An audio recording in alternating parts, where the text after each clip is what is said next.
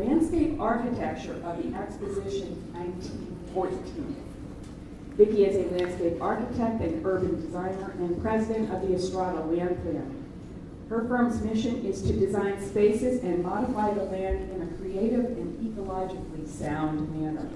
She believes that landscape architects are uniquely qualified among design professionals to create design solutions that consider environmental, sociological, engineering, art, spatial, and architectural factors.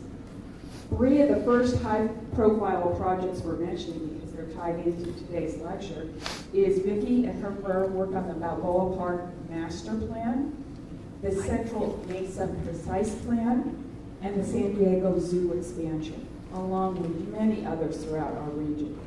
So at this point, let's welcome Vicki Estrada.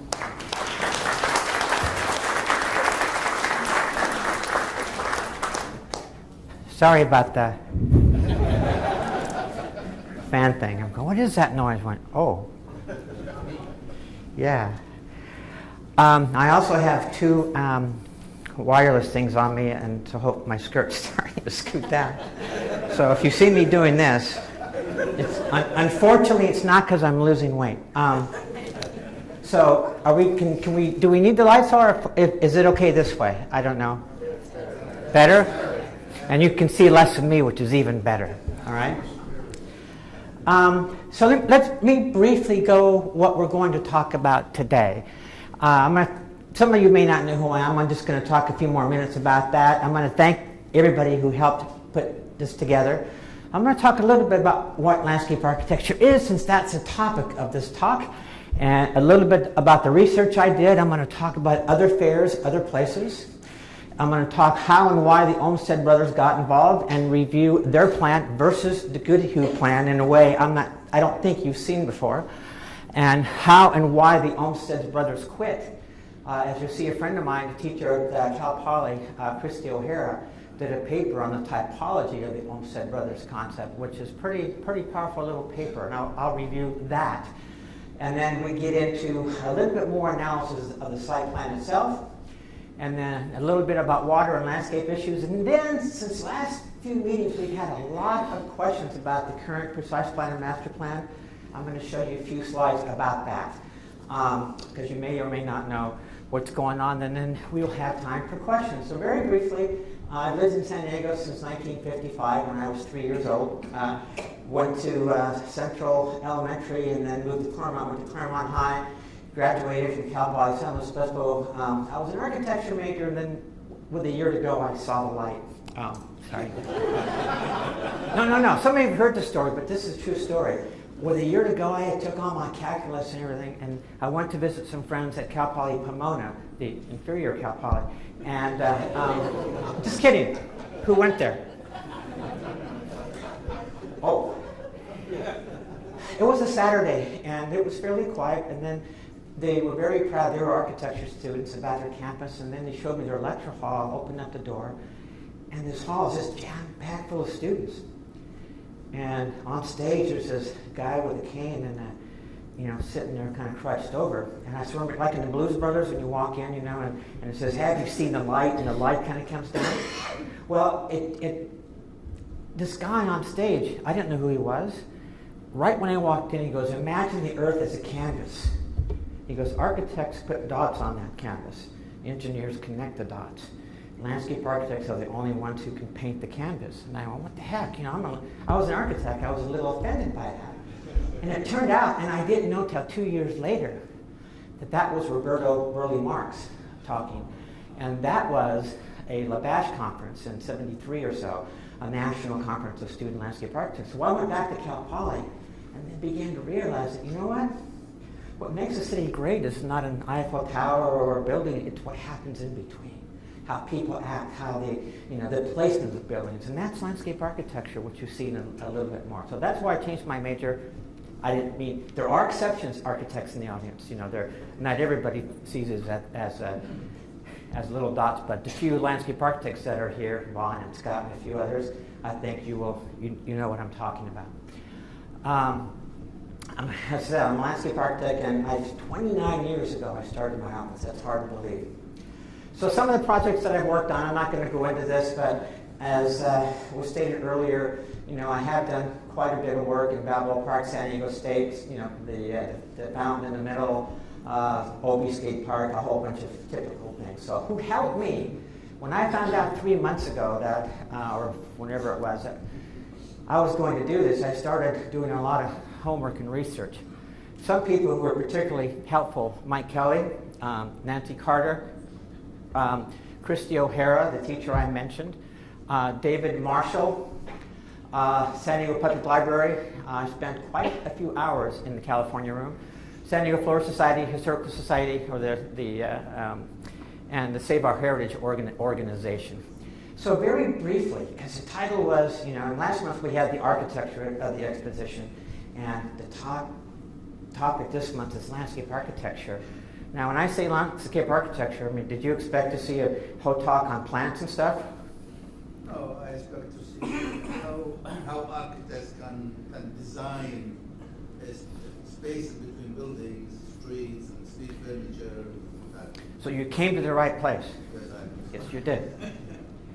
So the best definition I found, surprisingly, there's a bunch of actually was on Wikipedia. Landscape architecture is the design of outdoor public areas, landmarks, and structures to achieve environmental, social, behavioral, or aesthetic outcomes. It involves a systematic investigation of existing social, ecological, and geological conditions and processes in the landscape, and the design of interventions that will produce a desired outcome. I've never heard it put quite that way, so I love that definition. So briefly, some of the research I did. Some of you have read these magazines, and I'm not going to go to them all, just to give you a sense. I read a lot of books, and those of you who are on Facebook, I would occasionally post that I'm reading certain books just to, I don't know why I did that, but I did.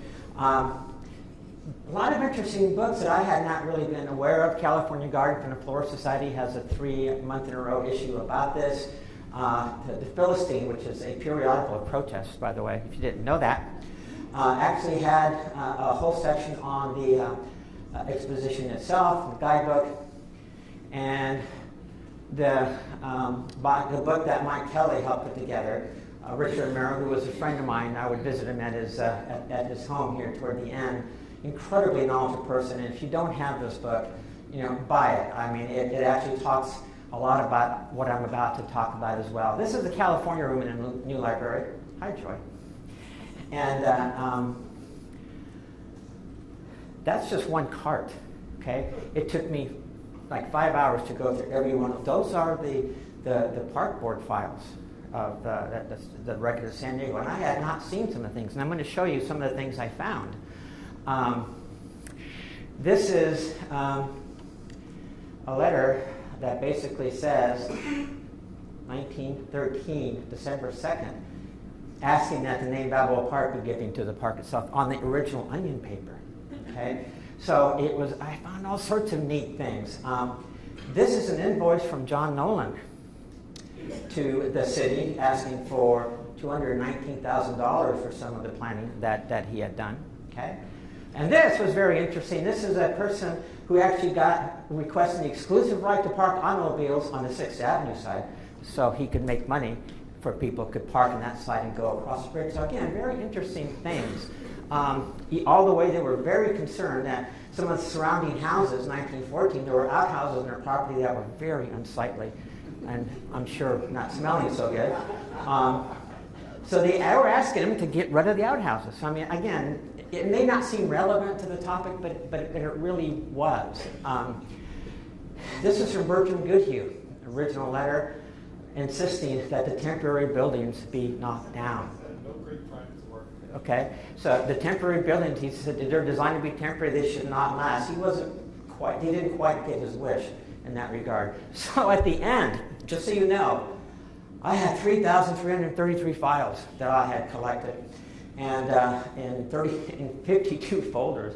So how am I going to dwindle that down to an hour and a half, an hour and 15-minute talk? So that was the hardest part of this. So one of the first things that I did, I'm sorry, wrong direction, is let's look at other places. Obviously the Alhambra was a big influence, and the Goodhue and a lot of the ultimate designers you can see the influences of the Alhambra, and there's many more slides and images. I'm sure you're aware of what that looks like. Very, very big influence in terms of town squares. You know, the Piazza San Marco in Venice. And I actually went through, and I'm not going to go into detail on this because this is a whole topic on its own, but World's Fairs throughout the world. I guess World's Fairs throughout the world. And also even some of the, this is 1936, the Dallas plan, of course, the 1915 Exposition, which it's just amazing the differences in terms of scale. And again, Wayne talked about this last week, but my God, I mean, it's just a total different sense of intimacy there than it was here in San Diego. And of course, the Columbian Exposition in Chicago in 1893, big influence, okay? In St. Louis, they had a World's Fair, the 1940 World's Fair. And the last thing I'm going to show you, actually the 1905 Lewis and Clark Exposition in Portland. The Olmsted brothers did the plan on this. And then the other one was in Seattle, the Alaska-Yukon Pacific Exposition, where Frank Allen, who ended up being our director of works, and the Olmsteds, actually worked on this together. And you can begin to see there's still a form of symmetry. And look at this here. The symmetry is because of the surrounding site. It's not, the opportunities for major grand promenades didn't exist, but yet there still is a sense of symmetry as you go through these. So how and why did the Olmsteds get involved? In 1902, the city hired Parsons to, see my skirt is coming down. Sorry. I thought I would warn you ahead of time that why that's happening. These are heavy, these guys. He was hired in 1902 to design the city park, and in between, John Nolan did some work for the overall city plan. And then, so he actually revised his plan in 1910, okay? So there was quite a bit of revision. I'm not gonna, rather than sit up there at the podium and read notes in the dark, I thought I would actually put some of the notes up here, and I'm gonna read quickly, but there's some important stuff here. All right, Parsons prepared two formal plans in 1905 and 1910. The later, as I mentioned, was amended to reflect Nolan's 1908 plan, but here's what's important. Because it did influence the Olmsteds and the ultimate design of the whole park. He insisted that landscape architecture designer respected the contours of topography rather than regrade the land. He discouraged creating streams where there were no streams, and by making lakes by filling them, for a very natural, very organic plan. Grass lawns were limited to small plots at park entrance. Again, not quite the way it worked out. So Parsons and Olmsted agreed philosophically that flower beds and buildings in a picturesque city park, the incompatibility of that in a city park. Again, very much a more natural concept. Frank Allen, as I mentioned, was hired in 1911 as director of works.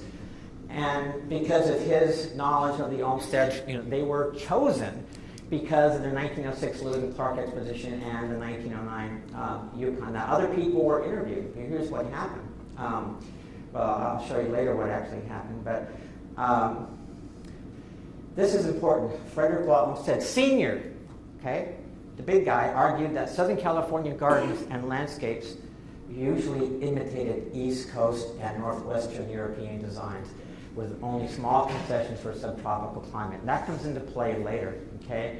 The Olmsted firm was not chosen they were considered to do the big plan for that John Nolan finally got. Nolan got hired to do the city plan, and Parsons got hired to do the master plan for the park.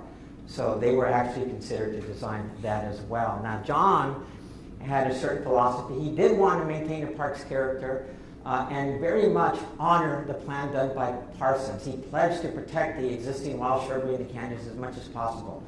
And he recommended formal gardens in the style of garden to be the more very European style, not the English style with a lot of lawns. Grass lawns were to be severely restricted.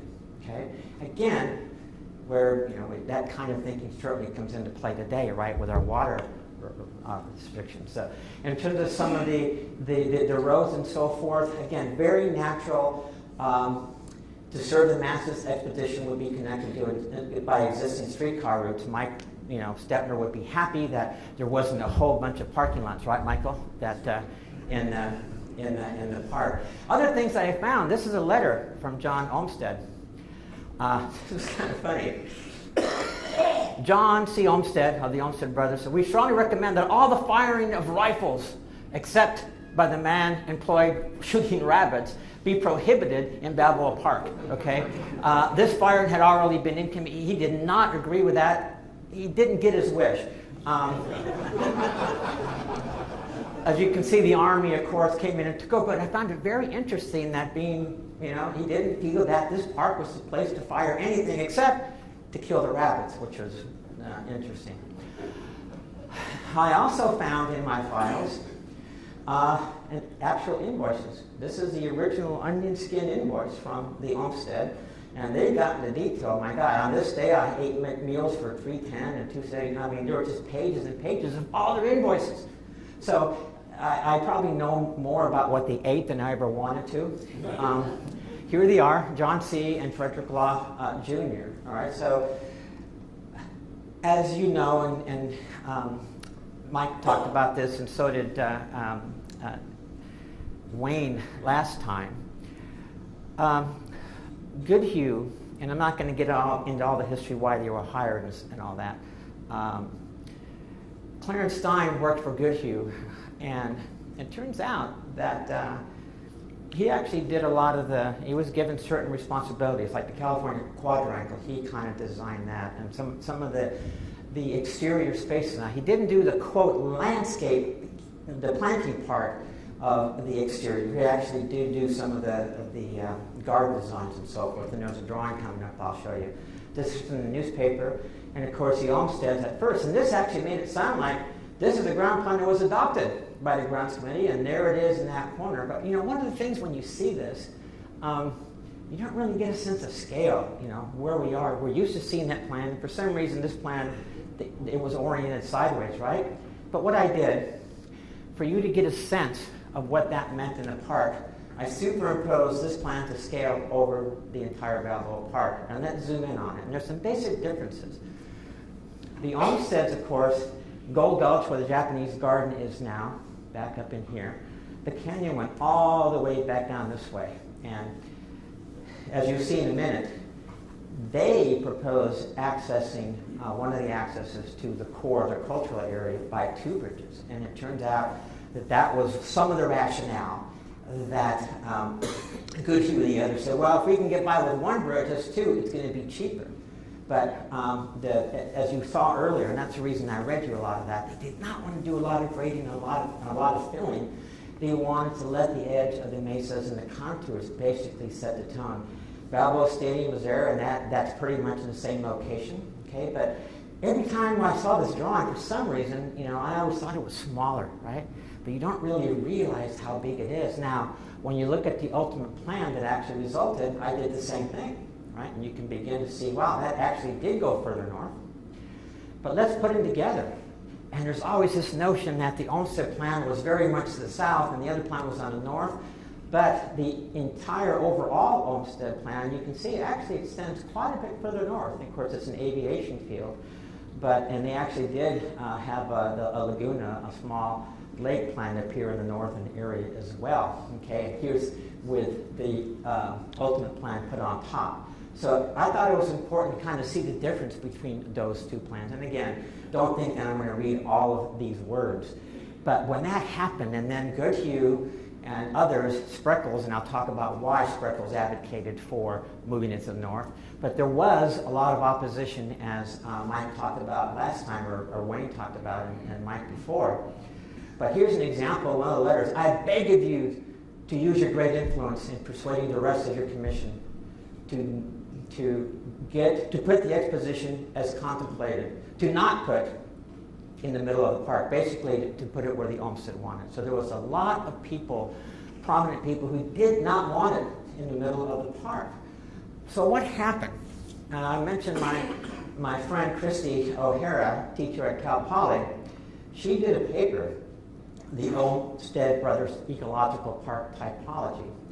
And here's the sequence. I mean, here's in March of 1911, this is one of the first plans that what happened is Goodhue then took the Olmsted plan and modified it on his own. He started to change some things.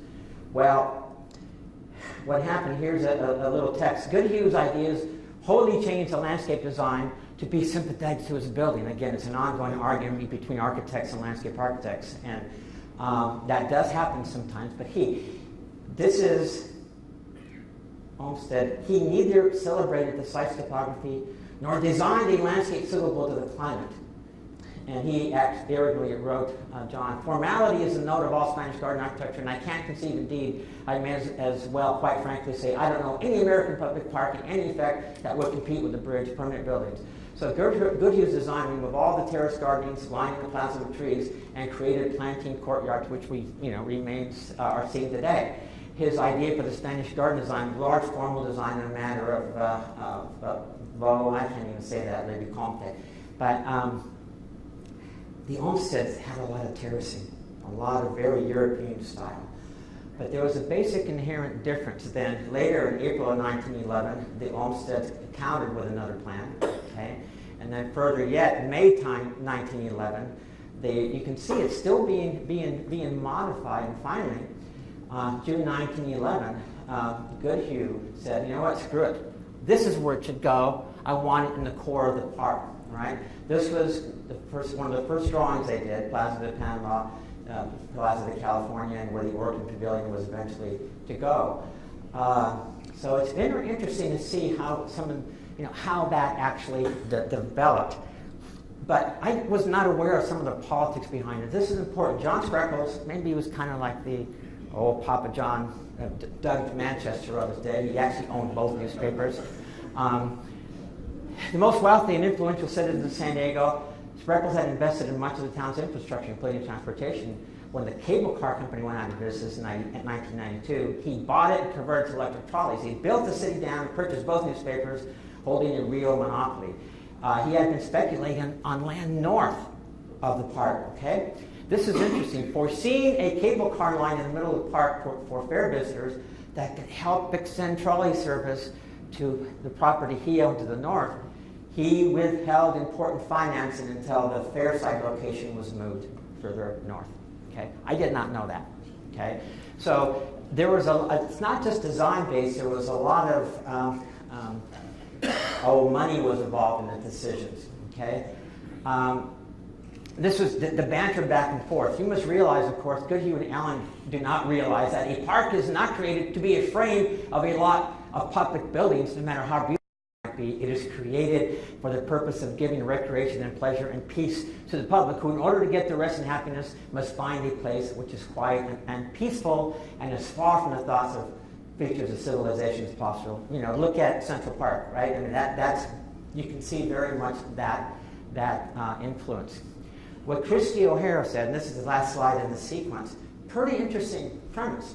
She very strongly feels, because the Olmsteds did not want a lot along, they wanted drought-tolerant, more landscape that was related to the southwest, which is not what happened. The gardens designed by Goodhue, Allen, and Morley comprised the original design intent, showing exposition visitors a simulacrum of Spanish planning with conflated with the English landscape. Southern California landscape design might have evolved differently if the San Diego, Panama, California Exposition had been originally built on the Olmsted. That's a pretty powerful statement.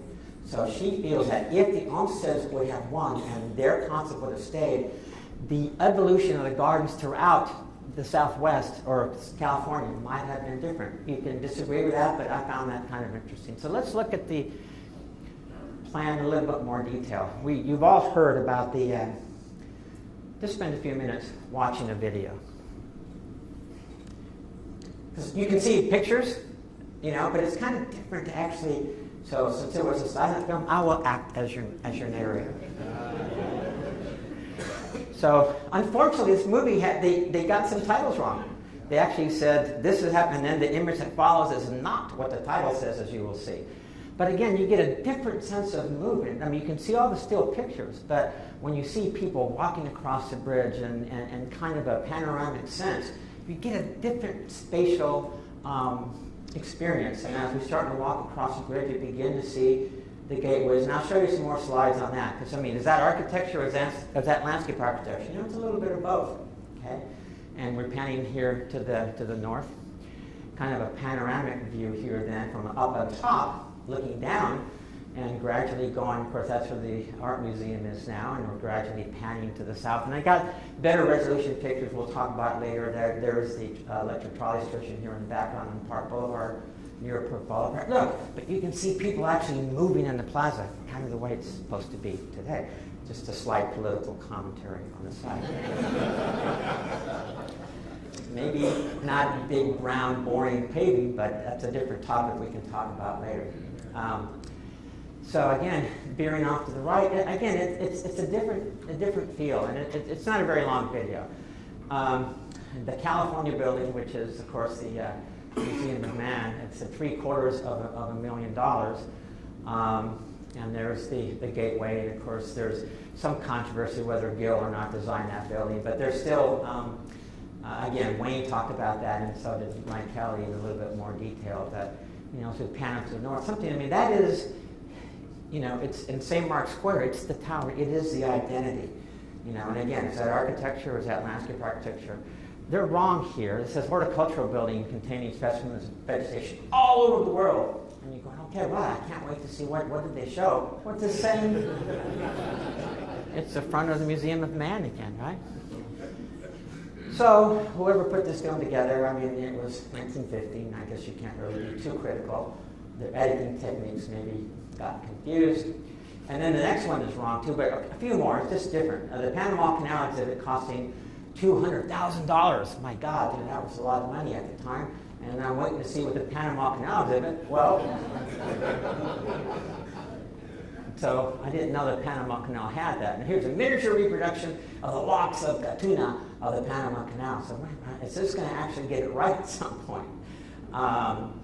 And they eventually do get it right. I mean, they're not very long videos, and it's a two-part video, but it's something that they actually started to, they were very proud of this video, and again, you don't see the big masses of people that you do in some of the other pictures. But I don't know how many have actually seen this video, but you know, we've talked about it, and you know, there's Fatty and, you know, and whoever goes to the fair. I mean, there's a lot of videos, and then I wasn't going to bore you with that one because I got bored. And interesting little towers like this, right? 50 cents, and you don't always get a sense of scale of things when you're looking at the still pictures of, you know, that lighthouse looking structure. So again, there was a lot of vertical elements interspersing the, and I think they did get this one right finally, in terms of the isthmus. But I'll show you more pictures on that. What's disappointing about this, I mean, you know, we've all been to the county.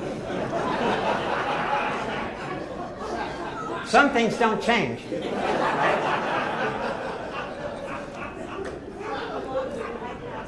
I don't know if that was planned, but, you know, look but don't touch. Lighthouse located. Pardon? Where were the locks and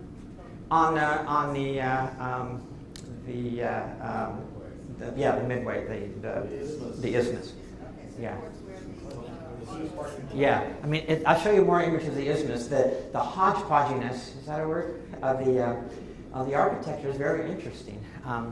But as you'll see later, there was no place to see. You've all been to the county fair. You know, they didn't have footsie wootsies. You know, you could sit down, and there was no place to sit on the isthmus. I mean, it was very interesting. I mean, you want to sit, you got to go inside, right? Any of you heard of the laws of the Indies? You know, King Philip, during the Spanish, when they started to take over things. This thing's art heavy. I apologize. There's some feeling that when the Olmsteds did, I mean, the Goodhue did actually study some of the towns and villages in Mexico, and there was a whole guideline. These were probably the first design guidelines, yeah, maybe. And they were very specific. You know, the main plaza should be a starting point for the town. The town is situated on the sea, on the coast. It should be placed on the landing part of the port. I mean, there are very much guidelines. The size of the plaza should be proportional to the number of inhabitants, taking into consideration the fact that in Indian towns, the intention is that they will increase. And it tells you exactly the ratio of the plaza, what it should be. Okay?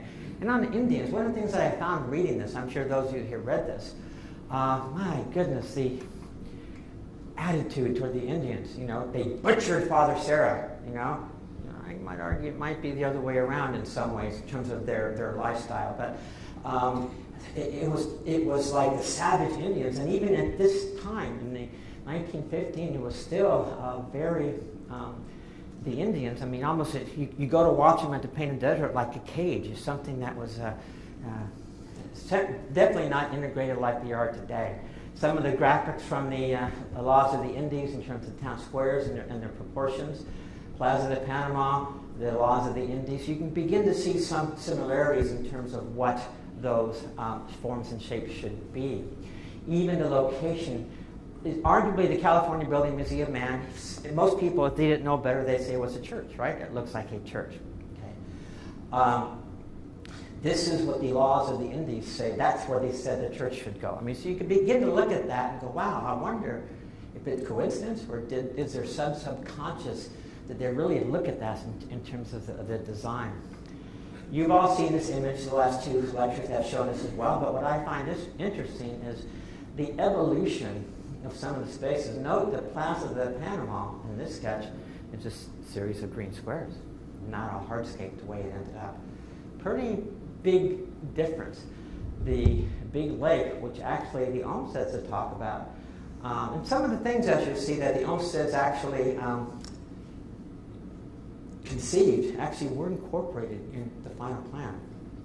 They actually had completed a set of construction documents for the design of Palm Canyon using their concepts of using more drought-tolerant type plantings. And there's a letter that I'm going to show you that actually written to the Olmsteds that said we're going to incorporate that design, and on the west edge over here, some of your drawings we're going to incorporate as well. Okay, so I could spend hours looking just to see how the form, and again, very classic, straight east-west, north-south, a lot of sight lines, gateways, a lot of spaces go in, they go out. Again, it's architecture, but it's also, the landscape architecture. Japanese tea garden back over here where the zoo is, and some of you know I'm working with the zoo on the design of Old Globe Way, and they're proposing a 650 space parking garage here behind in the back on their property, so you won't theoretically see it.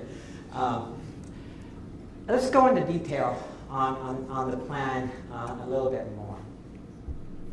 This is one of the best photographs that I've seen in terms of resolution from the California Tower looking toward the east. So let's zoom in on it.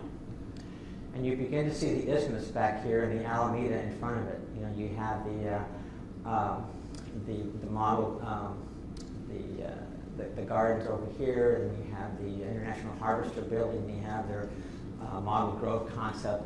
And this is the zoo where some of the place where some of the amphibians and the crocodiles and all that is. And here's where the parking structure is going to go back down in here. But it's, I love this picture because you begin to see kind of what, how much on the edge of things it really was in 1908. And Palm Canyon is here in the foreground, and it's really kind of neat. This one I love because I remember even in the late 50s growing up, some of you probably do as well, actually driving to Park Boulevard, and those were still there. Remember that? And you could actually still drive all the way through there. So when I was there, you could still drive through the core. But very much from a site standpoint, there was always some sort of termination, right? Whether it's the Orchid Pavilion, the gateways at the Plaza de California, or the actual arcades of the electric rail line invested in by Speckles. Most importantly, our house is right there where we live on that side. Well, after spending so many years at Balboa Park, it's only appropriate that we live on the edge of Balboa Park on the other side, on Ivy Street. There, of course, is the actual station itself and the electric car. Pretty prominent stuff. And you will see the last two slides of the presentation, there is a movement to bring 3 of those cars back into the park, and I'll talk a little bit about that at the very end. a little bit more about the actual, I mean, you're all very much aware of what, Balboa Park looked like before, and, during the Jacobs plan, all the talk about how the bypass bridge is going to destroy that view, even, again, when I was growing up, going through 163, there was still a remnant of that lagoon still there. Do you remember that? I remember seeing the water at the bottom before I-5 was actually built. But still, remember the picture of the Alhambra that I showed you? Still that, and then you've all, that fairy town. I mean, it's very Disneyland-like. You got the Stanley thing, and all these people certainly paid their money to the guy on the east side who asked for the permit to be able to charge people for parking, right? Very pedestrian, and that was one of the questions, And I had breakfast with Alan Hoffman yesterday, and who actually did do some of the studies for the historic streetcar, and pretty smart guy. Sometimes he has a tendency to speak the truth, and Sandag doesn't necessarily like that. So he kind of bit the hand that fed him. So it's too bad, because he really knows the stuff. He has a lot of good things to say. And I asked him as well, during the exposition, how did people get there? On the plan, as you see, at the very north end, where the junior high is, there actually was a car park up there, but there weren't many other parking lots. The electrical railway was there, and how did people, where did most people live? They actually were downtown. So it wasn't that far a walk. It wasn't that far of a walk. So a lot of people actually did go on that walk. So let's start with the plan in a little bit more detail, because I'm not sure you've actually looked at what actually were the components during 1950. A major part of this, as you will see, the horticulturist Paul Fiend, I'm not sure how you pronounce it. Is that how you pronounce it? Fiendy? Whatever. Theme was hired to be the superintendent of planting. And in the area where the Navy Hospital is now, they had millions of plants. That was the nursery, right, that they started growing earlier.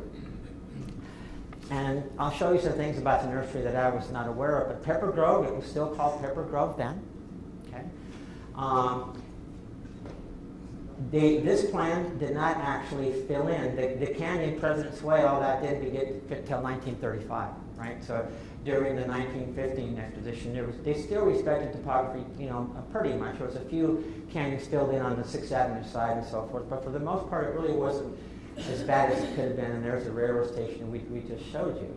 But the hospital was here. This is kind of the maintenance side of the park. But yet, notice today, that's probably considered more the main entrance, right? And as you see in a minute here, originally the main entrance to the park was here. During the process, they actually realized that, the main entrance should be over the bridge itself. Okay, so that was kind of a shift in concept. This is Pepper Grove, all right? And that was an image. I'm not sure what he's doing there. Standing. There's some images of the nursery itself. Again, they really, in the files that I went through, I found invoices. They actually ordered plants from many, many nurseries, including Kate Sessions and several others. People tried to donate. Hey, I've got this cactus. Do you want it? There were letters saying, no, thank you. We don't want that kind of cactus.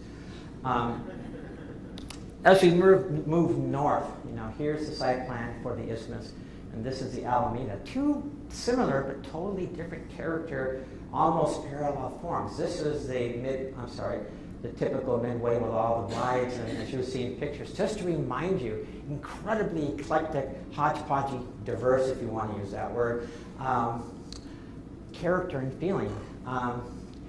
This was a little bit more thought out, and this is, of course, where the Painted Desert was, where the quote, the Indians were kept. Very much agricultural dominated, okay? Tractor demonstration fields. You got the International Harvester Building. We had model orchards, model citrus groves. Again, a lot about food and growing and agriculture. And here are some of the views from that. Looking, you can see there's even a roller coaster back. That's the entrance to the isthmus. This is the Alameda as it goes around. Very formal, very straight. You can see there are elements of formality in these little gardens. And even the groves themselves, kind of still kept a bit of a formality. But you get a sense, and the actual entrance, There was a cafe here, the Alhambra Cafe, and again, there were sometimes, and it was pretty jam-packed, but they did do little interesting design things. Just those little arches just gave you a total different sense of enclosure, and they gave you more intimacy in that space. That's pretty darn crowded. I mean, you've all been to California Adventures, that soaring California, over California thing where you sit and you kind of soar. And the War of the Worlds was the very first on the southeast side of the isthmus. Again, it's not landscape architecture, but some pretty interesting, pretty big effects and actually things they had inside, but just a sense of the eclecticism, that they had. I mean, look at this, just totally different things. It was almost like, the design guideline should be that the buildings next to each other should not relate. They should be totally separate. And you asked a question about, the lighthouses and so forth. Again, it looks like the county fair, right? Some very interesting, things like gem mines and people climbing, and you can see closer to the roller coaster itself, the Lipton Tea Building, and Standard Oil a little bit further to the north. You can see the International Harvester. They have a whole brochure that I read that gets into the history of farming and the kind of plows and all sorts of things. I mean, very much, they sponsored this, so they're going to really show off their equipment and some of the results, and they had tractor pulls and all sorts of things like that. The model farm was pretty interesting in that area. They actually had models of houses and things, and here's what landscapes might look like. And if you go in, they actually had, let me read some of these things. You had flowers, you had grapefruit plants. I mean, they told you exactly what was where. Model farms were created in 1 acre plots. Farms began operation in 1911, so when they opened in 1915, they could compile data on which ones actually worked better over a period of time. Models of horticulture such as this were really found throughout the entire exposition. The maintenance, this is something people forget about, of the plantings, was immense, or they said considerable. Crews worked every night, kind of like Disneyland, how they clean everything at night, so when you come in the morning, it's spick and span. Same thing, they worked every night, transplanting flowers and shrubs, and I'll show you later, people were amazed of the health of the plant material and how great everything looked. Well, if something died, it was replaced at night, and they secretly moved it from the nursery up to the core, so nobody saw that, okay?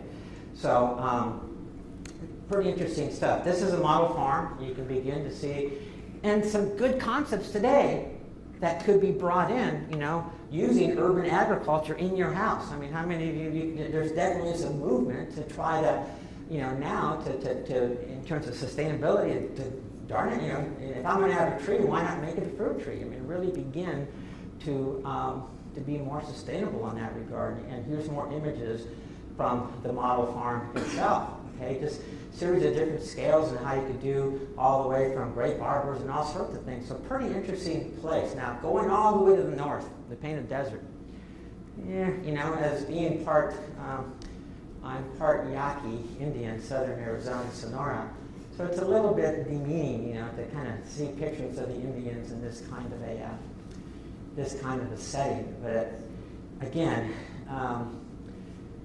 Where was this? at the far north end, where where the War Memorial Building is, north of the zoo parking lot, it's in that area. It was up there. Okay. Totally different, Hopi, southwestern type structures. So let's move into the core of the park a little bit. As I mentioned, from the railway station this way, this was intended to be the main entry, and I'll show you a slide of that. What I tried to do is show you some images that maybe you haven't seen before. This is a drawing done by Goodhue's office, Alcazar Garden, the Alcazar Garden parking lot, and some of the, so they didn't do the landscaping, quote unquote, as such, but their office did, in fact, do what, arguably today would be landscape architecture. So there was a little bit of, they didn't have, Paul Thiem was actually, I'll talk about him in a minute, he was not officially trained as a landscape architect, but became known as one, actually became a fellow at ASLA, kind of like self-taught. He became the superintendent of plant material, but he did not really design much of the hardscape. Okay. What time is it? 10:25. remember the earlier statements about the architecture framing the buildings, right? And in fact, that's very much what began to happen. This is the entrance on the east side, on the west side, I mean, in terms of going the wrong way here. That was one of the entries, into the park crossing over the bridge. So there were actual gateways, and there were ticket takers, and it was a pretty interesting place. And then the Esplanade, which is south of the Plaza de Panama, we're basically looking at the Organ Pavilion, was right here in this area, and here's where Rudolph is, and so forth. But you can see very pedestrian-dominated space. I don't see a lot of cars in there. These trees, I grew up until third grade in City Heights on 40th Street, there by Central School. And we had trees were all over the place. They were acacia melanoxylon. They were blackwood acacia. In the late 50s, maybe 1959 or so, I remember coming home, walking home from third grade or second grade. In those days, you could be in second grade. Remember that? You wouldn't let your kid do that. Maybe I was a little different, I just kind of went off and, tried to get lost on my own. We lived what's overlooking I-15 now in that area. But the blackwood acacias that they were, can you imagine if they would have been planted with, like in Modesto or some of these other towns where they're just beautiful street trees, or even in West Hollywood. The city came in and knocked them all down, every one of them. City Heights would have been covered with trees if they would have been planted with the right tree. They were acacia melanoxylon. They thought they were the wrong tree. They're going to be messy. Because I remember I was a little bird nest up there. I would come home every day and watch. Came home and the tree was gone, just like that. They just chopped them all down. These were the first trees that were here. Were acacia melanoxylon. Okay, almost like knowing full well they're a short-lived tree. They're not a really long-lived tree. Like even the landscape began to feel like a temporary feel. But notice even today there were some vines and a lot of green on the building itself. The Alcazar parking lot, and I'll show you an image of that here later.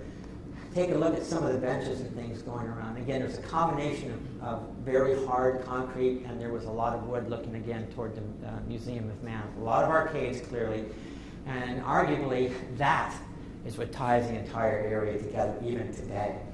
Is without the arcades, this thing would feel totally different. I mean, they give you sight lines, and it's just there are very few places that have that kind. Maybe NTC, Liberty Station, of course, has. That's what makes Liberty Station unique, is the arcades that tie together. And you get a sense of some of the, another image, another view of that. The Japanese Tea Garden, which is kind of on the sight line, on the west sight line of the Botanical Building, looking straight north. This is where the zoo is today, the Children's Zoo, right where the Children's Zoo is today. Kind of on that axis from that fountain, looking straight that way, that's where that garden would be. Okay, so you get a sense, again, a lot of formality, the landscape, a lot of open lawn area, a lot. Okay, with the exception of the natural canyon to slopes, almost everything was quite formal. Okay. And the plaza itself ended up being a fairly clean, simple space. And of course, during the fair, you've got a lot of people. A lot of criticism today, and I know in our Environment and Design Council, which Mike and I are on, I had a couple of little workshops where we tried to say, how can we improve the way the Plaza de Panama ended up? They put in a couple benches and some tables and umbrellas. Is that really the design it could be? What I found interesting, and then Mike talked about this, the little carts and people take pictures with pigeons, right? Everybody thought, what a neat little thing. Well, this guy didn't think so. I hate to know that your pigeons are full of lice. So he actually, in 1914, sent a letter saying, your pigeons are full of lice. Something's got to be done about that. From a slide planning standpoint, this is a museum of art now, and the stairs. You see a lot of small planters and things. This is the Old Globe Way, okay, where right now it's behind the Museum of Art. And my goal in designing the plan, I want to bring it back so it begins to look more like that with benches and so forth, and make that not a back service road, but make that a more of a good entrance to be able to walk to the Old Globe Theater. And again, for its time, there were a lot of, you can see here, a lot of upper level courtyards and open views below. A lot of vines, a lot of greenery, a lot of these sorts of courtyards and arcades, a lot of seating. But it's a very unique concept of actually using these things to link things together. Where the Old Globe is kind of in that whole area. I mean, it went from lawn to all sorts of different concepts. Let's move on to the southwestern corner then. This is the Palisades now. This is where remember the pictures I showed you of the canyons that Olmsted did not want shot, but they were shot. And New Mexico building, which is still there, that's the Balboa Park Club today, right? And the House of Circulation's right here in this area. So this is a shot I had actually not seen before of the state buildings. Looking back toward downtown, the New Mexico building is here, and I think that building is still the House of Circulations is right here in the foreground, right? And this is the Gold Gulch, and the canyon kind of went down. And can you imagine if that creek could have been actually that drainage, been left as open space and a linkage and connection, and have that be all the way to the bay, right? Have that the natural connection. I mean, that's the kind of thing that we never really thought about back then, which is too bad. Here's actually walking along, totally different feel, yeah, than the product. I mean, it's much more natural, and you still have these stupid little foundation plantings framing the architecture. Okay? More of the buildings in that area. Again, they did try to emphasize and provide some outdoor spaces. And I think that actually later became the I can't even say that. The people that moved out to Point Loma Nazarene. Yeah, I can't say that.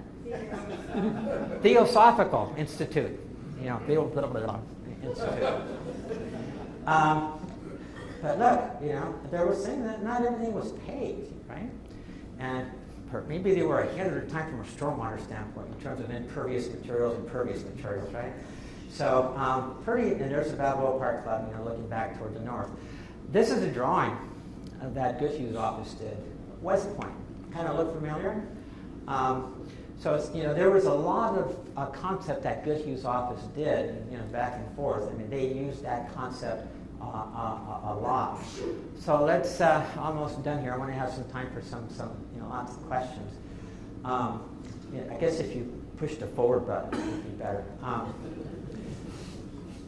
Water and landscape. As we just said, if the Olmsteds would have had their way, Balboa Park would be totally different. Not only in terms of the location of the cultural facilities, but in terms of how it looked.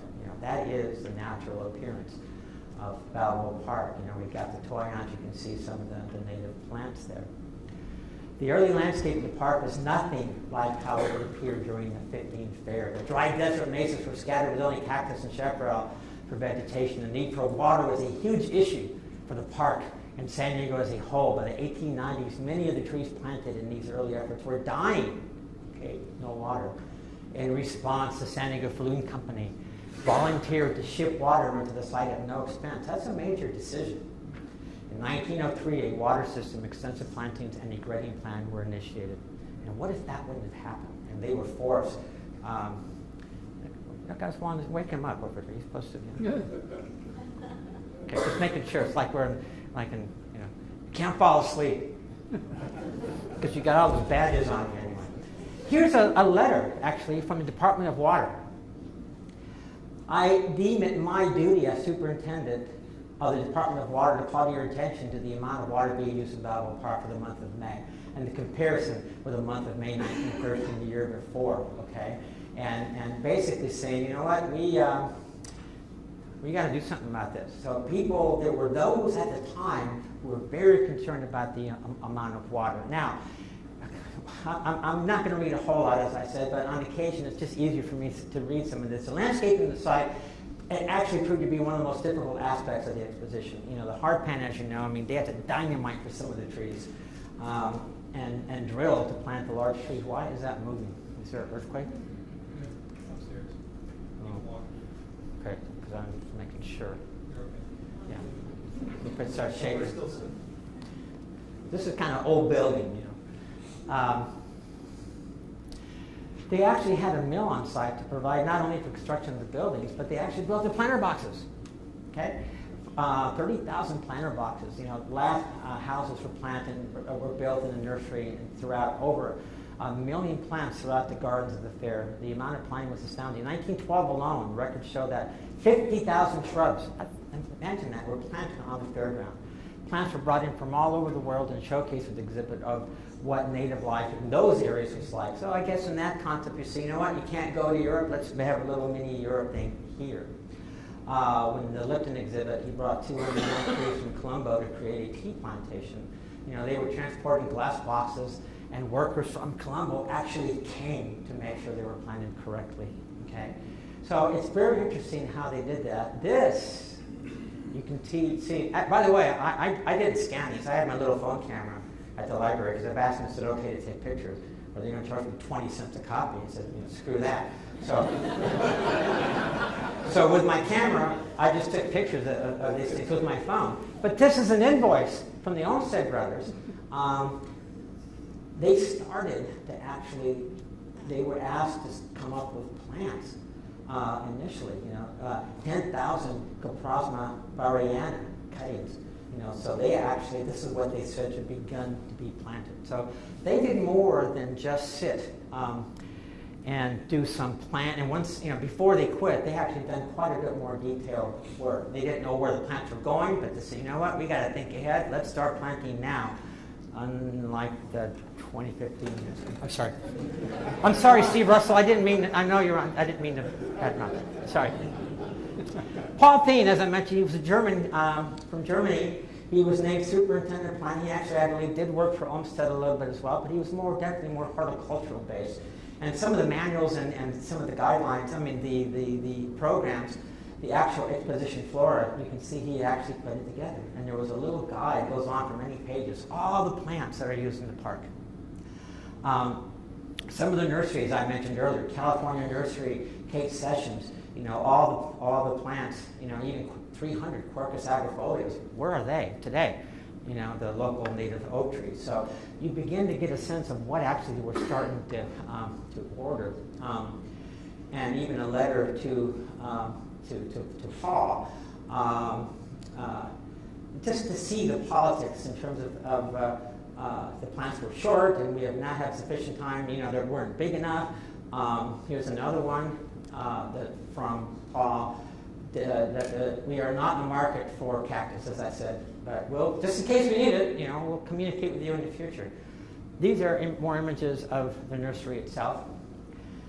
I had not actually seen this picture, using their Italian cypress in this image, and it actually presents a totally different character, doesn't it? It looks like an Italian town here, as opposed to how the eucalyptus that came out. So, see a little bypass bridge right there. How would that look like?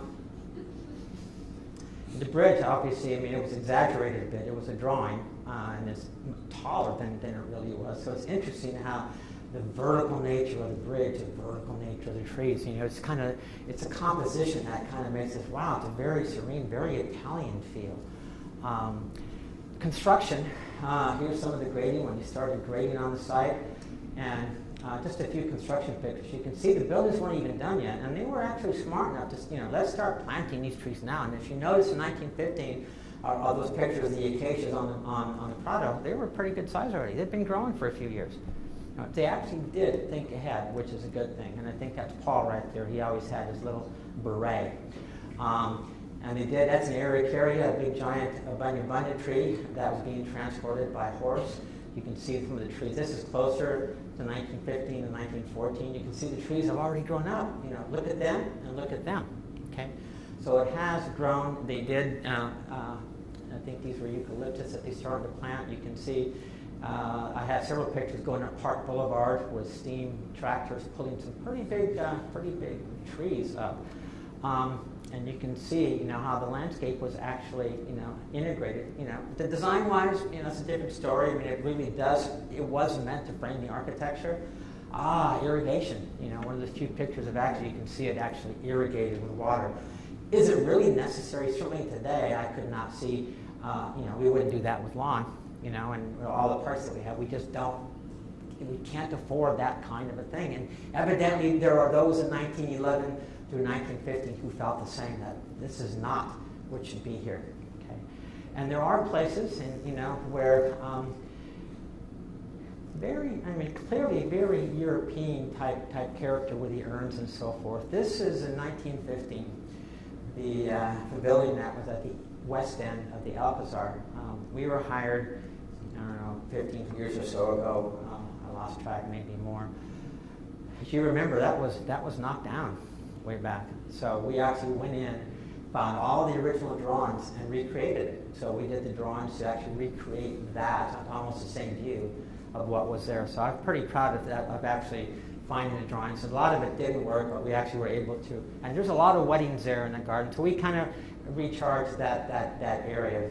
This is an important little thing. Grading plants in the northeast section of the park, west drive and southern size. Planting plants for various other portions of the park, and establishment of a park nursery. Frank Allen replied to Dawson in October. The park board has agreed to complete the planting of the east border. Dawson was an employee of the Olmsteds. He was one of the principals. Okay. John C. Olmsted felt so strongly about this, by the way. He moved. He lived downtown San Diego for 6 weeks, and at the time, that was pretty big to actually move. And you don't see consultants these days. Walker Macy didn't move from Portland over here for 6 weeks to design the Horton, Plaza Park, right? He actually moved out here, but Dawson was one of his people. This letter was written to Dawson that the park board has agreed to complete the planting on the east border in accordance with your plans, as I mentioned earlier, and to do the planting of palm canyons that they had talked about as well. These planted borders, including palm canyons, show how the Olmsted design would have showcased adapted species of palms to complement the ecology. So that was a little bit different. There are palm-loving people, and there are those that that feel like the Mexican fan palm should be banned because they're growing in native canyons where they shouldn't be, right, Jim? And Jim is on my Canyonlands board with me. And so that's one of the things, these invasive species that were brought in at the time. Who knew that birds were going to go on the Washingtonias, and actually before you know it, they're growing all over the place where they shouldn't be. More images of the night, because most of the pictures you see are daytime, but the exposition had some incredible lighting. It was very well lit at night. Look at the isthmus, right? Pretty neat stuff. STG&E was very happy. And even the plazas of Panama, I don't think there was a flash, that flash didn't go that far. There was quite a bit of light in there. And on the isthmus itself, remember those little arches over the top, little string lights, which have a big value. Although I'm trying to do, there's an alley on El Cajon Boulevard on either side of 30th that we're calling to take back the alley. And that's one of the things I'm proposing to do, is to have string lights over the alley. We're not doing this without permits, we're just doing it. And not making sure that trucks don't get in the way and stuff. So, and we're painting the alley, trying to do some things, and making it impervious paving is going to be a little bit harder. More shots, overlooking Palm Canyon. I walked through there yesterday again. Kind of sad. There's a lot of dying stuff if you haven't. Everybody's walked through Palm Canyon, so it needs quite a bit of work. A lot of the pictures you see of the park are through archways, right? They're very much a framing element that they use. Talked about the benches, or lack thereof, in the isthmus. There were no places to sit, but yet in places like along the Alameda, these little wood benches, totally different character here than the Prado, where they were concrete, right? So it's kind of like this rural, rustic thing. In the California Quadrangle, you can see at each of the columns, they had small little trees to kind of accent that. But interestingly enough, it's entirely hardscape. There are very few places where there actually is, there's no softening of the ground as such. It was relying on actual boxes. And some of the arcades and so forth that you see. And again, this is where the Alcazar parking lot is, overlooking Palm Canyon, overlooking the archery range down there. Totally different character. Look at some of the, almost like you're in the mountains somewhere, right? Totally different kind of a character. But this whole sense that, all the books that you read was, what an incredible garden oasis. It says, what a great place, what they've done with the landscape. You've got greening, vines and palm trees, this tropical character. The landscape did, in fact, help tie things, together. Because you can imagine that image without that softening, right? And I mentioned earlier about this is interesting. Nowhere does the guidebook mention how each night plants are replaced in heavenly waters so they appear to thrive in the desert climate. The fair presented a fantasy. The officials wanted to show visitors a land of abundance and magic. Apparently, this was not done without a little deceit. So, it's pretty interesting. Now we'll close and we'll have questions with 50 minutes to go. People aren't quite sure, well, what is the current master plan? This is a plan that we did earlier that was amended when the zoo proposed their Balboa Park, with their Park Boulevard Promenade, which I'll show you here in a minute. This plan was before the Jacobs proposed this. So when they came in and proposed their bypass bridge, pretty much it was all they did was add the bypass bridge, because the rest of the circulation and parking garage on top of the Orchid Pavilion, that was actually in the plan itself. This is my plan of 1992 that does show the road coming around the Orchid Pavilion. And the reason it was shown white is the Orchid Pavilion parking strip. Well, Vicki, why didn't you show the gardens here? And I'll show you a picture of what that looked, why we did that. Their city had money at the time to do a national competition to actually build the parking structure. And at the so they said, Vicki, or Steve at the time, don't show any designs. We don't want to influence people. Just show us a big white blob. So people always ask me, why is there a big white blob there? That is why, because there was going to be a design competition. So we did a lot of research, and actually, where's Vaughn? Vaughn Marie May, actually, we worked with, Vaughn helped us come up with a lot of historical research as well on this. Here's what the precise plan looked like. Because right now, it's just this huge parking lot, right? With a, quote, temporary little shuttle thing in the middle. I'll show you another picture of that here in a minute, but that's the modified precise plan with the bypass bridge. And there's their Plaza de Panama. I'm not sure I like the water in there, but I was not able to dissuade that. The modified precise plan, that was the part we did. That's what Jacob said. Instead of white blob, they actually have a parking, on top of the parking structure, a garden, and the main traffic comes down and around cul-de-sac here. So this is frankly pretty much the same, and that's pretty much this drawing, with the exception of the actual design on top of the parking structure, is pretty much the same as the 1992 plan. That's what it looked like in 1935, looking toward the north. So our objective, bring back the Firestone, the singing fountains, and in fact these things were going to be the actual shuttle stops, and that's a simulation I did way in the old days when simulation software was just getting started. So you can see it was like, I didn't quite know what I was doing, but you get the idea. The parking lot that was there would look like this. We rented a cherry picker, which was scary as heck, to take the picture of and look down that direction. But that's where the temporary, we actually had this as in the precise plan is where the shuttle stop would be, and that is where the temporary shuttle stop would be. But bringing back the white buildings that were there, the Balboa Park Promenade, the Prado is here. Essentially, I'm not going to go into detail, but there was controversy about this, and that everybody agreed. But the zoo parking lot would become zoo expansion. There would be a 4,500 space parking structure underneath with a light wall on the entire east side, so there wouldn't be in the dark. But there would be essentially another Prado linking to the north. The issue is when you come out of the zoo, most people have no idea. There's no connection visually or physically to the rest of the park. This would fix that. It actually creates a whole new Prado. Here's what it might look like. That's what it looks like now from the B. Emerson Fountain, and that's what it might look like drawing you toward the zoo entrance.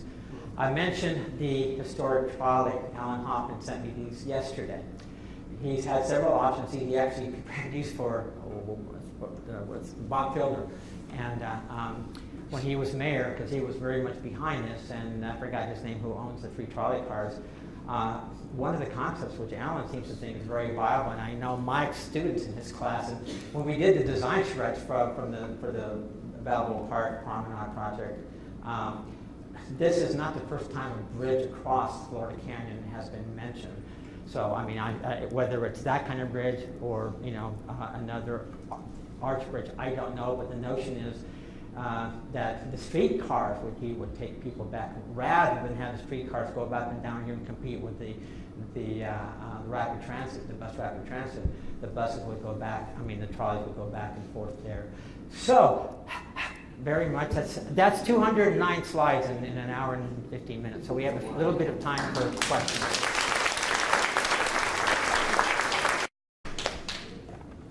So if you don't have questions, I'll call on you. What are you thinking? And then I'll call on you. What do you think? I think it's a good show. No, I don't mean that. I'm not asking for your critique. I mean, did you learn stuff that maybe you didn't quite know? I mean, That's what I'm saying. There's a lot of stuff that I haven't seen before. and 3,300 files. Now, I could spend days on this thing, but to comment, what do you decide to talk about? So hopefully, I at least get a little bit of that. Yes. If you want, anybody who wants to give me the card, I'll make, the PowerPoint itself is over 100 megabytes, but I'll make a PDF of it if you want. I can do that. And my wife, Linda, in the back is videotaping this, so I will actually, I'll put a link if people couldn't make it, they can actually view it later on site. And hopefully, we will be able to do that for every one of the sessions. You and then you. Yes? I think at the last program, you asked the speaker for improvements to Balboa Park. What would be your suggestions to... Are you going to ask me the same question? I am. Seems fair. Well, first off, what would I do different? In 1992, it was my idea to actually put the parking structure where the Orkin Pavilion is. I'm not sure I would do that again.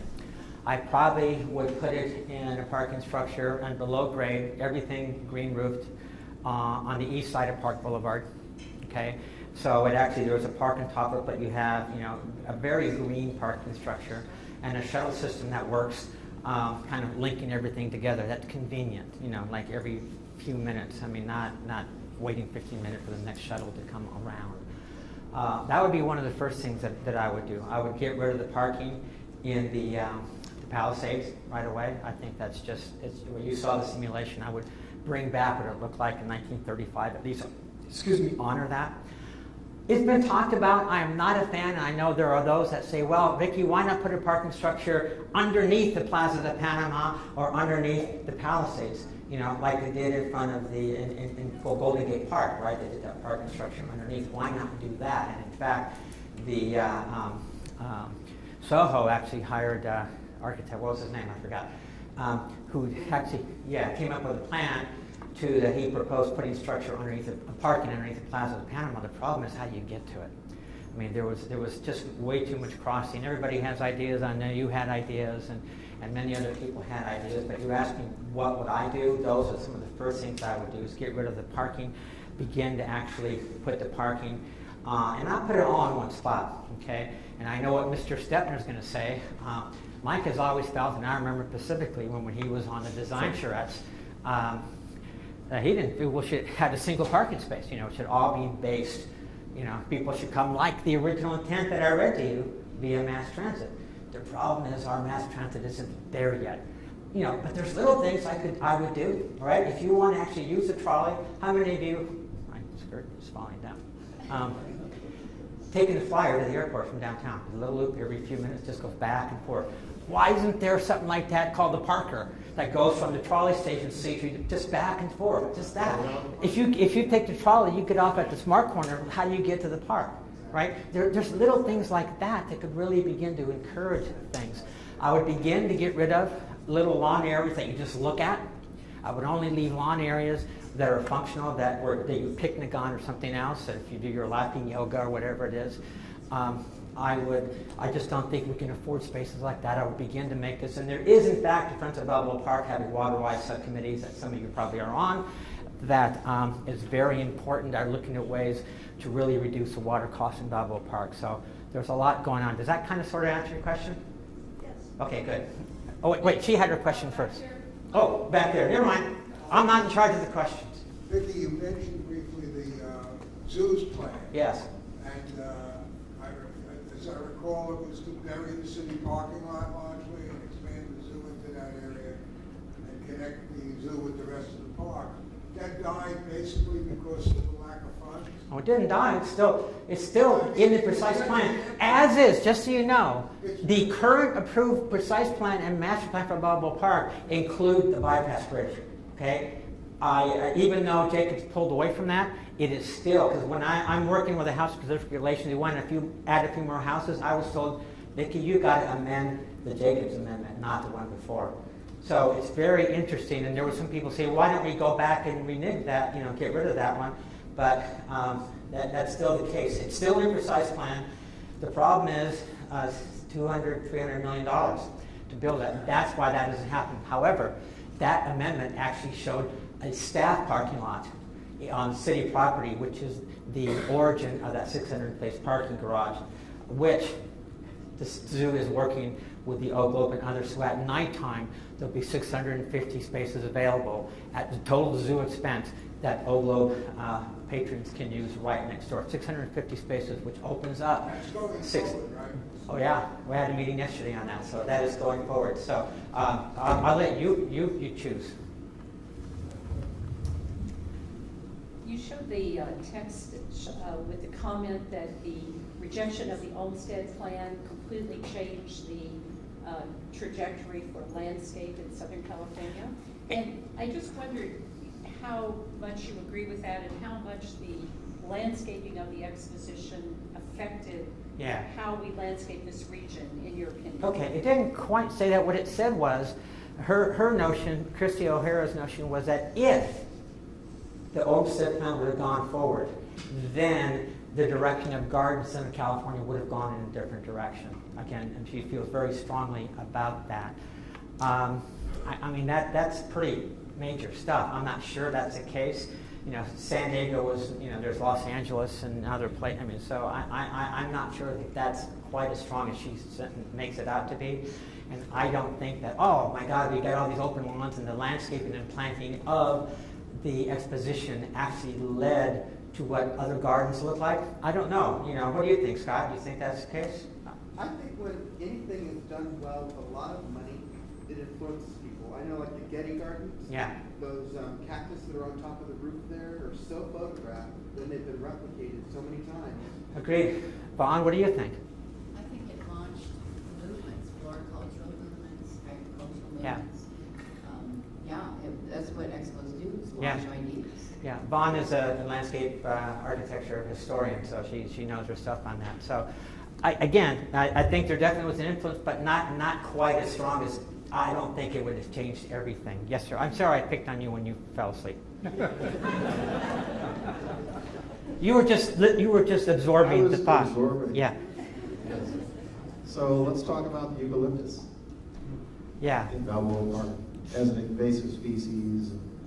Well, I will tell you that City Park and Rec is actually actively, it is their desire to eventually get rid of all of them. Because a lot of them are diseased. Okay, a lot of them are falling down, and people have actually been killed, and from branches. And at the time, if you live in Scripps Ranch and so forth, it does have a certain character, the eucalyptus, but in retrospect, is it really, what if something would have been planted with oak groves or something else? It would have been a totally different, and that's part of that record. Now, a lot of that does go back, Kate Sessions was part of that, and there was a totally different, influence back then. But if I was to get back to her question, if I was to do it over again, would I have eucalyptus over the park, all over the park? No. And in fact, they had to dynamite, some of on the mesa, drill to actually plant some of those eucalyptus. So I don't think, let me put it this way, on the landscape that we're doing for the Old Globe Way, 0 eucalyptus. In fact, we're taking many of them out. Okay? Yes? SDG&E has agreed to, for the centennial, to provide, what? SDG has agreed as part of the Centennial to provide funds to light, Yes. architectural lighting of the buildings. Yes. Have you shown this slideshow or the slides you had on the lighting to Frank and Cass at SDG or any?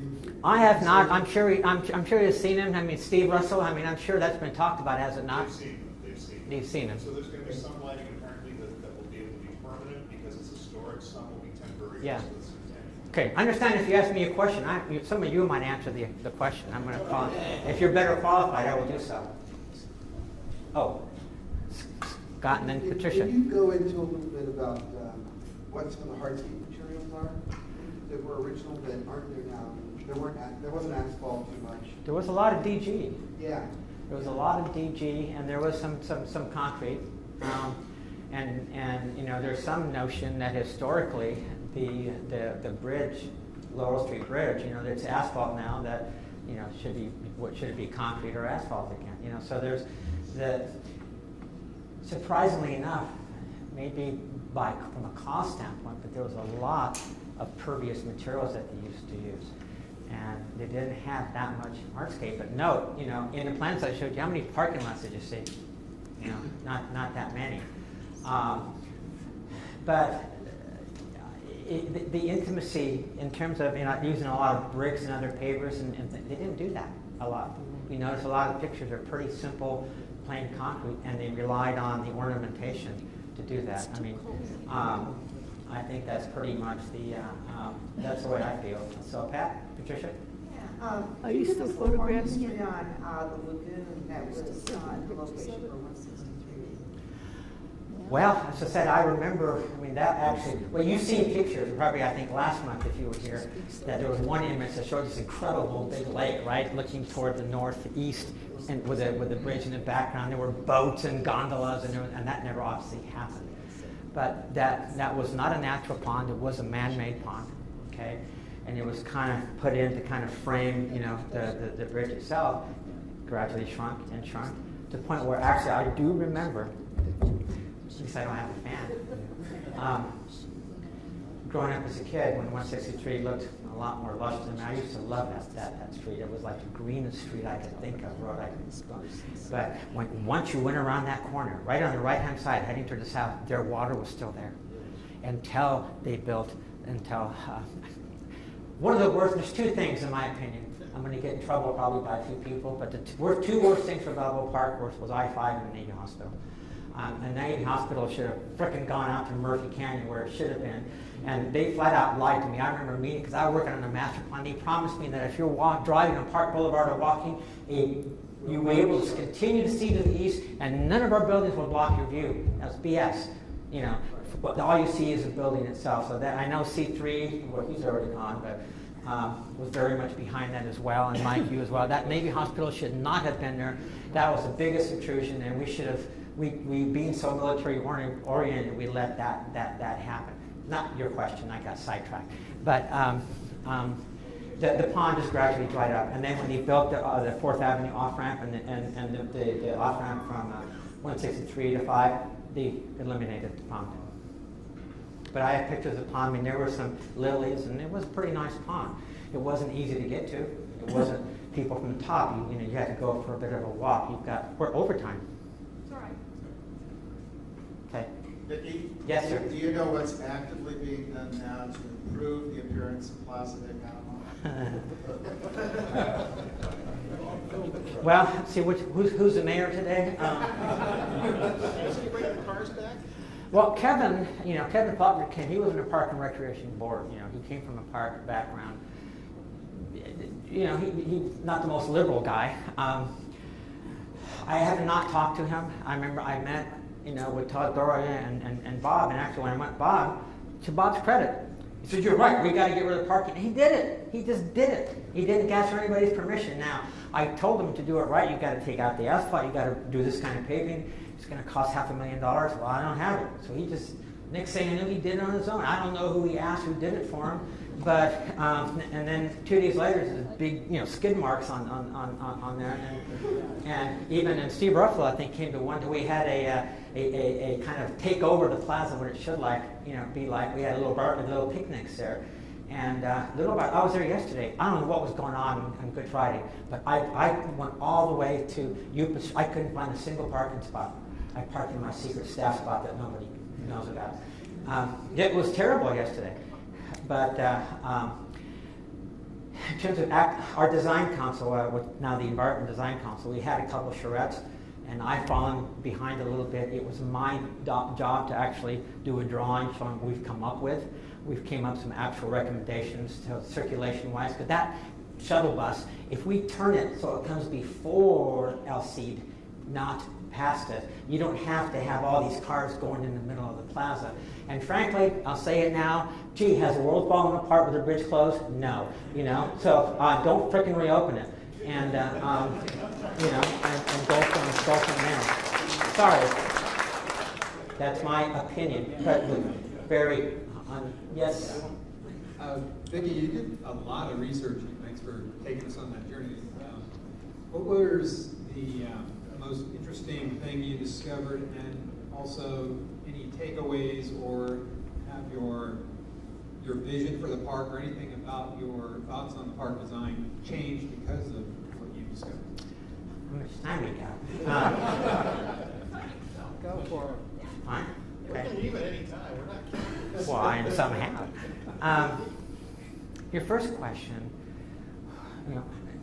what did I didn't know, frankly, and finding, and again, it took a lot of research online and finding things that I didn't really know, is that you just got to keep going and keep going and keep going.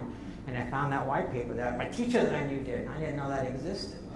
And she found some images that I hadn't seen before. The history of Goodhue's revision of the plan I hadn't seen before. So I was really not aware that much about the Olmsted notion of the gardening of the landscape itself.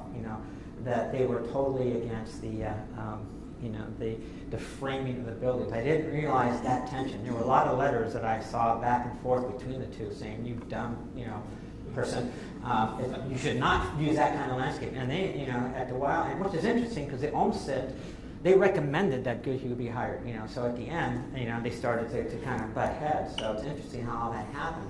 So I didn't know that there was a basic underlying philosophy from the actual land itself.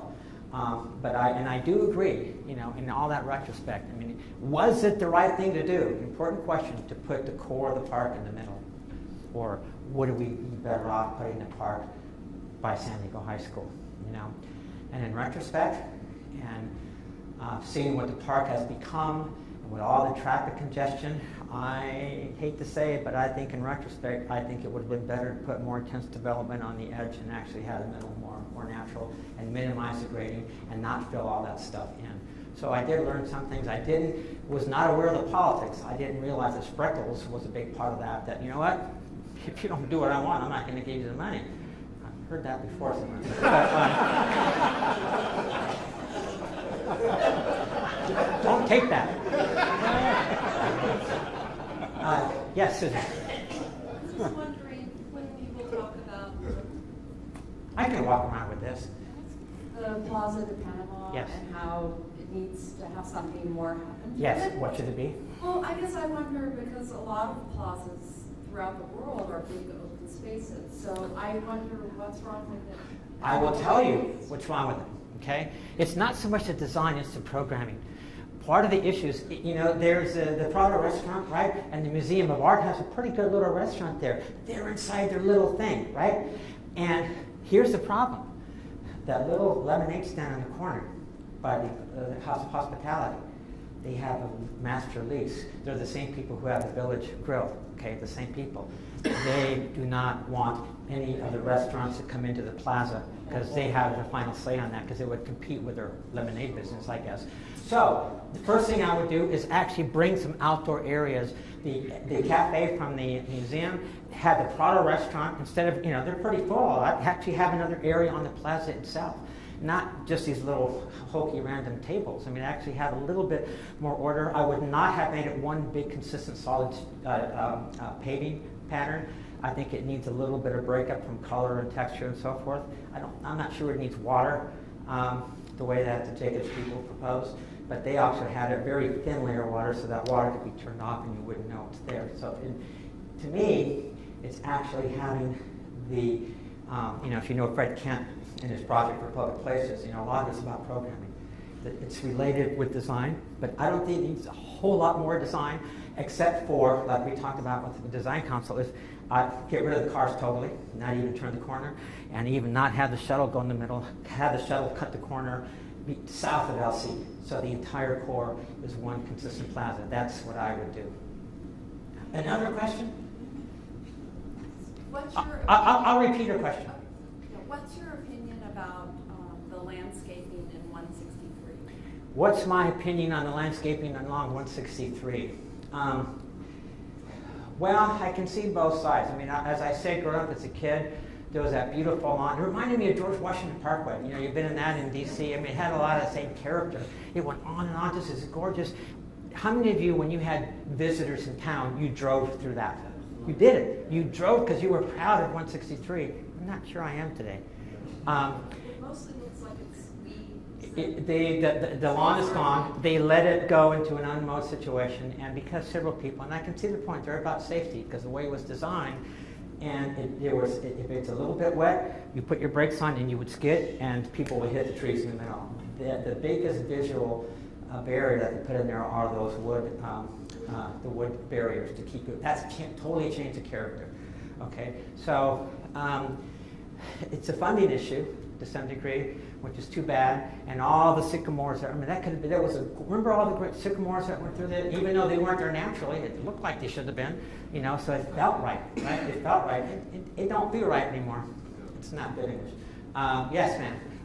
Vicki, there's no way to change the FAA flight pattern, but as someone who knows... Do you know somebody? What effect do you think the planes flying over Balboa Park are doing to the foliage? Oh, well, just ask the starlight that. It's killed the starlight, obviously.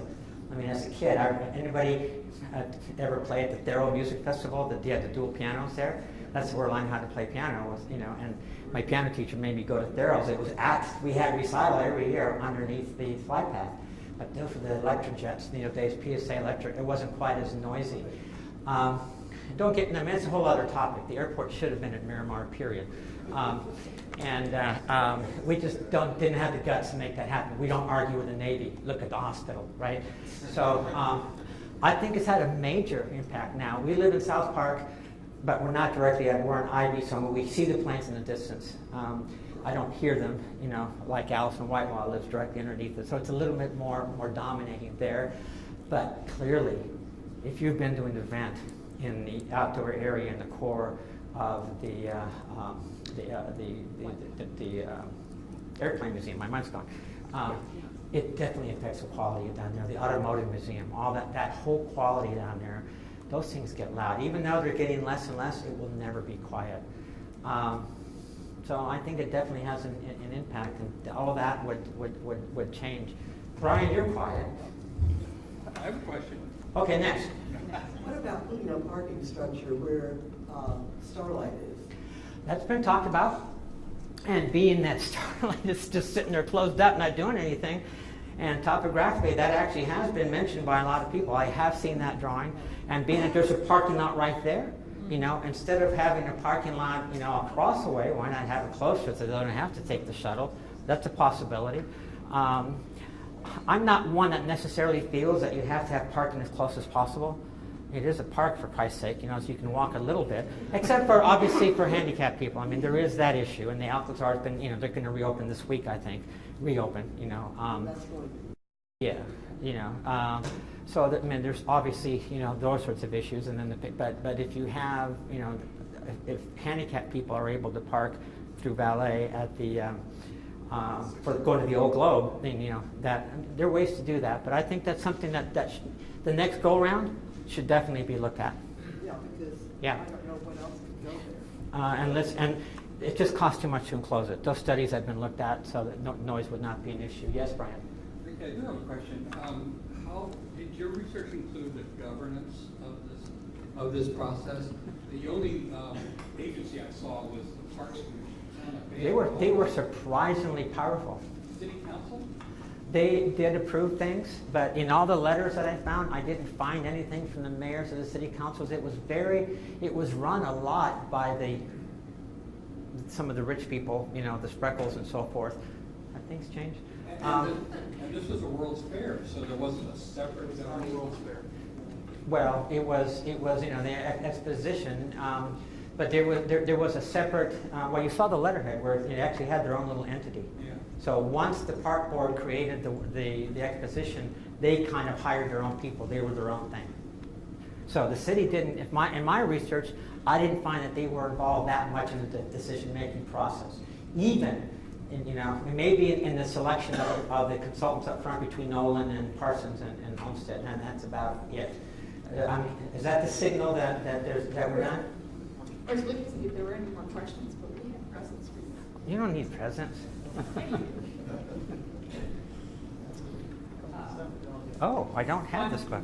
No, one of our board members has stone offerings. I'm not sure if you do it. Friends of St. David Architecture have sent you a little note. Mike signed it. And a plane ticket to go?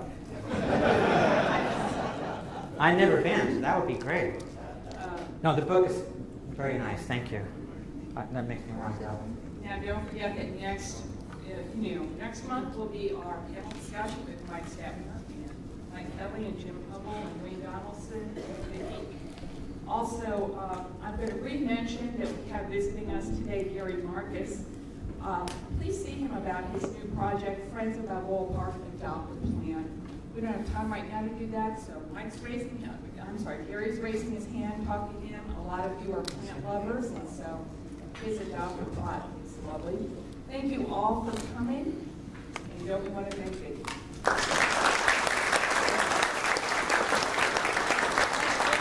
Thank you. I hope you learned something you didn't know. I know, I did. Good. Great. I got Linda's and mine both confused. This is yours on this side.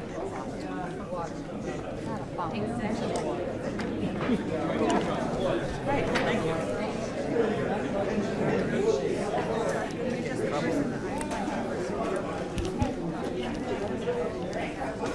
I did not see you.